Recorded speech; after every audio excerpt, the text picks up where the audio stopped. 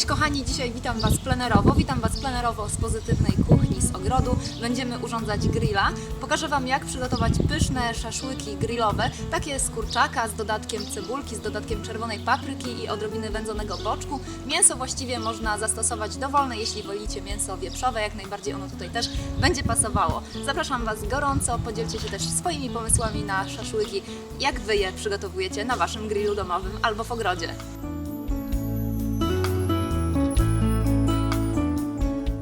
Poprzedniego dnia umytego i osuszonego papierowym ręcznikiem kurczaka zalałam oliwą i zasypałam przyprawami.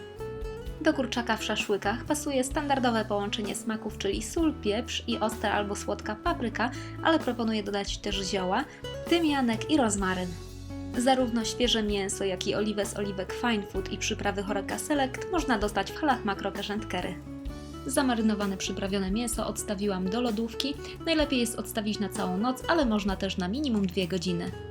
Mięso zamarynowane, teraz czas wszystko pokroić. Boczek w plasterki albo w troszeczkę większe, grubsze paski, kurczaka w kawałki wielkości jednego kęsa. W podobne kawałki kroję paprykę, a cebulę najpierw na ćwiartki, a potem w poprzek na pół. Na pół godziny przed przygotowywaniem grilla mięso wyjęłam, żeby nie było zbyt zimne. Nadziejemy mięso i warzywa i boczek na szpikulce i będziemy grillować szaszłyki. Kolejność nadziewania dowolna, ważne, żeby było ładnie i kolorowo.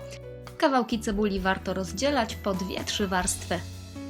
Wszystkie szaszłyki trzeba ułożyć teraz na grillu, tak żeby się nie przypaliły, więc nie na za dużym ogniu, a jeśli ogień jest trochę większy, to najlepiej po prostu ich pilnować i ostrożnie potem ze zdejmowaniem, bo będą bardzo gorące, najlepiej robić to przez rękawiczkę. Oczywiście grillujemy do momentu, kiedy wszystko będzie miękkie, to zależy od tego, jaki ogień jest na grillu. Szaszłyki można grillować bezpośrednio na ruszcie albo na tacce. W trakcie grillowania warto je przykryć, żeby za szybko się nie przypiekły i obracać, żeby przyrumieniły się równomiernie. Dzięki za uwagę, zapraszam po więcej przepisów na pozytywnakuchnia.pl i do zobaczenia w kolejnych filmach.